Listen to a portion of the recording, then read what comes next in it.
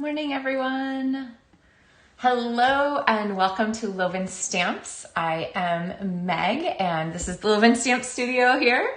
So glad you could join us this morning. I have a card to show you that features a stamp set that I've used once before. I think I showed you maybe not even all the colors, but here's a couple of different color versions of our owl friend little treat bags. I showed this one right before Halloween as sort of a last minute Halloween idea, but the Winter Owl stamp set is absolutely fabulous. I'll tell you, when I first saw it in the book, I thought, oh, Harry Potter, because in the Harry Potter world, the owls carry the mail. It's called the owl post. And so then their little beaks, they fly between places and deliver letters and so forth. It's very cute. And so the images in this really called that to mind. But once I started looking at it, I realized that this set is good for more than just the owl post. And there are some beautiful greetings. The main messages are sending love and warm wishes, which could be for a Christmas. It could be for any winter occasion. Could be even a winter wedding would be perfect with the colors that I've picked for this project, and are just beautiful images to go with a nice greeting. So the card we're going to make is one that is included in tutorials for the Loven Stamps monthly tutorials for November. And so if you place any size order in my online shop, you will get the PDF for the 4 projects that feature this stamp set that I've put together for this month. And if your order is more than $50, then you will actually get not only the PDF for the 4, but 2 card kits in the mail, and those are project kits in the mail. And those are going to be today's card and then the little treat bag that I showed you before. So lots of fun things, and everything comes die cut and so forth. You just need your own stamps. Oh, who said they love? Hey, Sue. Sue says, love Hedwig. Yes. Oh my gosh. Yeah. Hedwig is the name of Harry's owl. So, hey, Kelly, happy pre-Friday. All right. So with that, I think that we will get started, and I'm going to show you first the Shining Brightly paper. I have wanted to show you this for a long time, but it's been out of stock because it was super popular when the catalog first came out. It is back, so available now. This is a sampling of it. I've used a lot of my paper already, but don't adjust your cameras. It really is vanilla. It's not white, and the backs are white, but the fronts are vanilla and Night of Navy with these fabulous gold foils. And there are 3 different patterns. There's this star, there's this quatrefoil kind of thing. Is there 3? Yeah, and then this leafy pattern here. So lots of different, 3 different choices, any of which would be good for the card I'm going to show you today. And to pair with this, so link is in the video description. To pair with this, I really love the distressed gold paper. This is also been super popular, so it's been in and out of stock, but it's back now. And I like it because the gold foil sheets are really pretty too, but this with the distressed look just has a little bit more texture and interest to it. Also white on the back side, so you don't have to worry you're wasting it when you glue it down. But we're going to use this with our piece here, and that is going to be part of the supply set that's featured for this November monthly tutorials. So, all right, so let's pull out some pieces here. Card base is very vanilla, and you can see that there you go, you can see that I've scored this already. When you use thick cardstock, this is the thick, very vanilla cardstock, you always want to score so that you don't get a crease, okay? And then we're gonna layer, pretend I haven't cut a whole lot of this, it doesn't really matter, but you don't have to cut a whole lot of it, but we're gonna layer on a piece of the designer series paper. This one happens to be 3 inches wide. And so we're gonna pop this on here, and then we're gonna add a strip of navy here on the side as an accent. And then I want to give this a really nice accent over the top. So we're gonna go ahead and layer that strip of the distressed gold cardstock. And you can see how those papers all complement each other. And you can use this Night of Navy paper either with white or vanilla. We're gonna go ahead and use it with vanilla for this card. Usually I am a white or vanilla person. Very few times do I mix my neutrals, but it does happen. I'm trying to remember, there was something we did on Maker Moors with Meg sometime in the last 400 episodes. There we mixed the vanilla and the white purposefully. So sometimes you do have occasion to do it. But for the most part, I like to pick a neutral and stick with it. So, all right, so this is a great card layout right here. This is actually one of the Loven Stamp Sketch Savers. So there are lots of things, pretending we don't have a whole cutout here. There are lots of places that you could go from here and to build a really great card. This is a terrific layout. So if you think about, this is gonna be kind of our focal line here. We have it divided into thirds. So we have, 1/3, 2/3, and 3/3. We have a focal point here. And so we're gonna go ahead and we're gonna take one of our owl friends, and instead of using one of the stamped owls like we did on our last project, we're gonna go ahead and we're gonna use the silhouette owls. So these are die cut pieces that don't match the stamps. Well, they coordinate with the stamps, but they don't exactly match the stamps. So these are the ones that cut out the owls. There's one for each. And then we have that tree trunk here that we used in our project the other day. You can see that fun tree trunk and some branches. But we're gonna go ahead and we're gonna use these, and I'm gonna show you my tips for assembling these, just making it really easy. So let's go ahead. I'm gonna bring in my mini die cut machine, and we're going to go ahead and pop some of these on here. So since we're featuring vanilla, I'm going to use my vanilla here. And then I am going to go ahead and stamp here. I have my Night of Navy ink pad. And for our stamping, we're gonna go ahead and we're gonna stamp 2 pieces and die cut them. I'm gonna use Warm Wishes as our greeting, because I love that for all kinds of wintry occasion. And then we're gonna need this moon here. Okay, now, the dies for the owl set do include a little circle here that fits the moon, so you don't have to have anything extra for that. But I really love my Stylish Shapes dies, which you guys know up and down. So I'm gonna actually bring in 2 choices here from our Stylish Shape dies. I'm gonna use the banner. I'm gonna move my ink pad so I don't get any more ink on my hands. I'm gonna use this banner here, and I'm going to, let's see, I need some washi tape. There it is. I had Stamp Club last night, so my washi tape was over with my other things. All right. So I'm gonna pop this washi tape on here to hold our dies in place. And then let's see, can we get away with doing all this stuff all at once? Maybe we don't have enough space. Oh yeah, we do. Okay, there's enough space. Now remember, when you're using your mini Stampin' Cut and Emboss machine, you always want to start the plates unevenly. So you can see my top plate is going in first, and there we go. Okay, sorry, trying to keep my hands out of the path of the camera is a little tricky. And I just got this moving around. There we go. Okay, so now I will pop this through.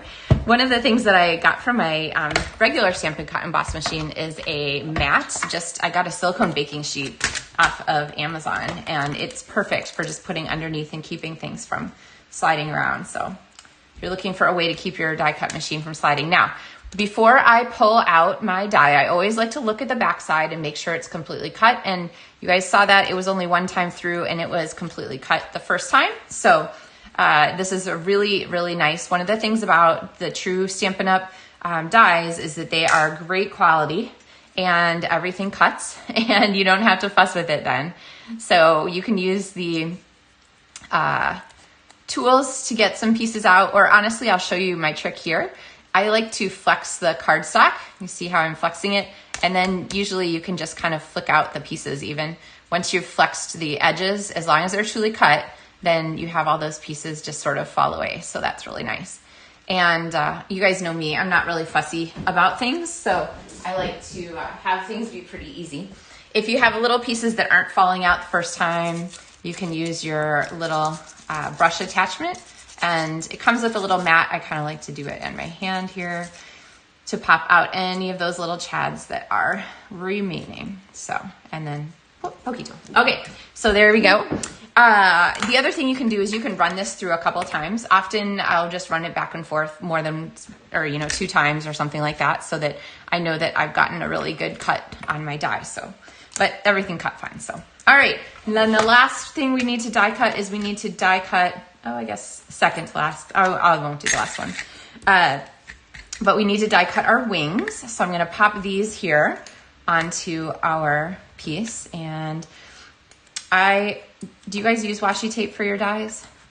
I just really love how convenient it is. Then I can kind of throw things around and not worry about, whether they're gonna fall off the edge or whatnot. And then for this, I need to cut a circle for ourselves.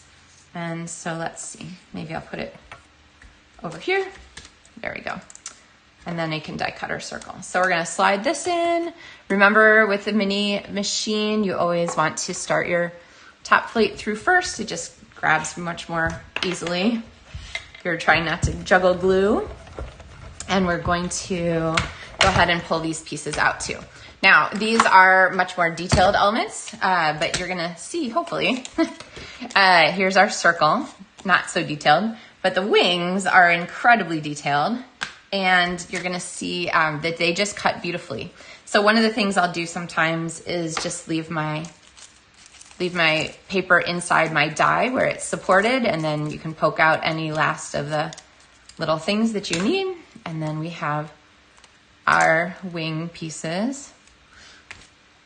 Did you guys know that the Take Your Pick tool includes these optional move around elements? So this one is the spatula end, and this one is the pokey tool end, and they both go on here. And check this out. When I did this, I thought, oh, well, that's nice, but then, is the lid gonna go back on there? The answer to that, if I could find the lid, is yes. The lid is actually sized to fit both. Here's a lid.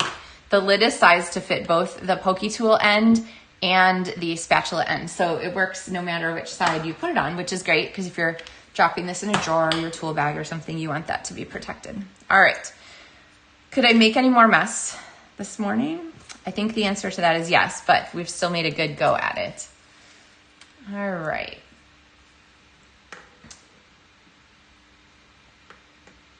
So we're gonna go ahead and pop this out here. And let's get back to our card, hey? All right. There we go. Nothing like swooshing away all the things that were in our way. All right, so we've got our card pieces here ready to go, and we're going to assemble our owl. So this is the trick that I wanted to share with you.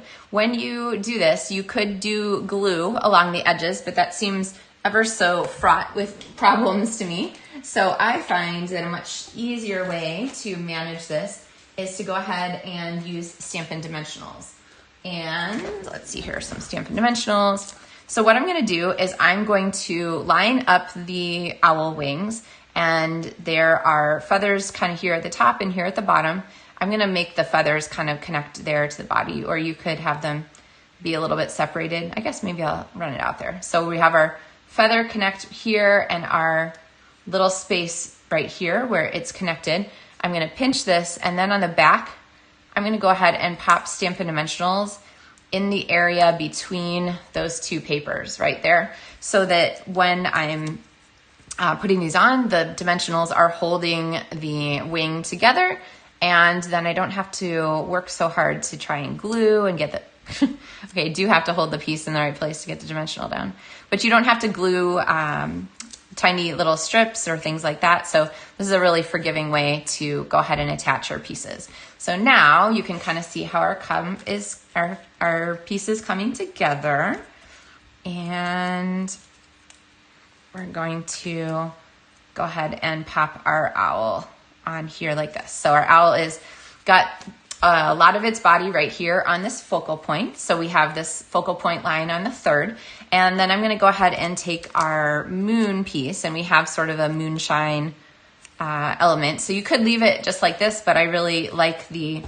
element here that actually has the stamped moon. So I'm going to pop that back on, especially since it matches our greeting, which is stamped in Night of Navy. So again, when you're using colors, I try to use a color more than once on a project just to pull all the pieces together.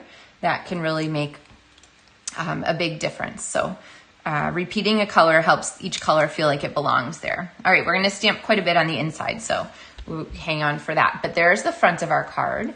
Now, if you wanted to, you could add little, dots to this. The festive pearls are particularly pretty with it. Lots of good possibilities. But let's look at the inside of our card because, of course, you want to make the most of the inside. And so I'm going to go ahead and stamp, but I'm going to stamp on a layer. Now, I realize you're like, wait, that's vanilla on vanilla. How does that even make any difference at all? But it really does. I think you guys are going to agree when we're done here. So I'm going to take a strip of the designer paper. So this is a little strip that was kind of left over from cutting all my other pieces. So hang on to those little strips. They're super handy. And then we're going to go ahead and we are going to stamp our owl down here towards the bottom, and we're going to stamp our greeting, and we're going to go ahead and use the Knight of Navy that is we've used for the front of our card. So we're highlighting those colors. Now, I feel like our owl is floating a little bit, so I'm going to go ahead and take a strip of Knight of Navy and one of our branches, and go ahead and die cut that, which through the magic of television I have done here.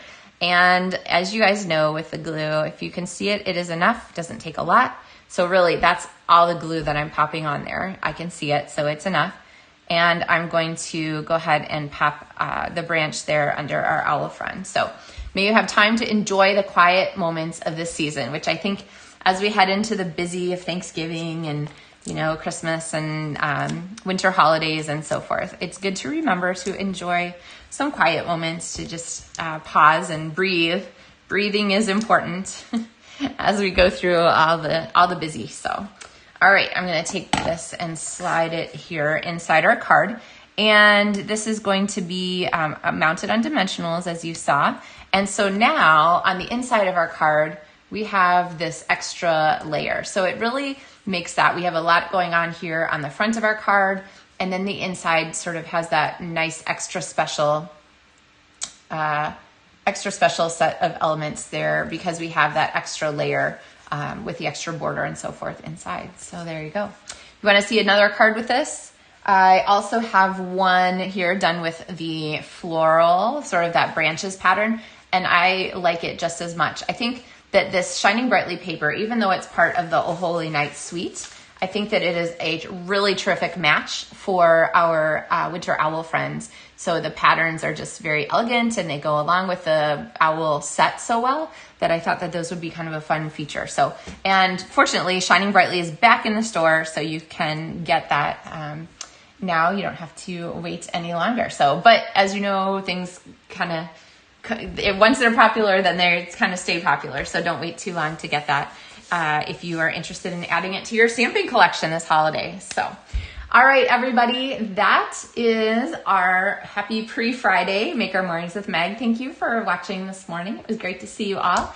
And I hope you have fun things planned for the rest of your week and for your weekend and chances to be crafty. I always exhort you to, share a card with someone. Go ahead and do something creative and share. You love making the creative things. Other people love receiving them and being thought of. So share what you're making and send the cards, right? I usually stamp envelopes to help me remember to send the cards when I'm making them. So I'll challenge you to send a card. If you have one planned to send to somebody the next couple days or before Tuesday or whatever, leave a comment. And if you say it out loud or type it, then it's going to happen, right? You have to do it then. So anyway, have a great day, everyone. And I just realized I have clouds on my sweater. It looks a little funny from there, but it's actually like a border print. I don't know if you guys could see it in the thing. It's got like Steamboat Willie borders on it. So kind of a fun shawl deal. So anyway, have a wonderful day, and I will look forward to seeing you on Tuesday for another Make Your Mornings with Meg. Happy stamping, everybody.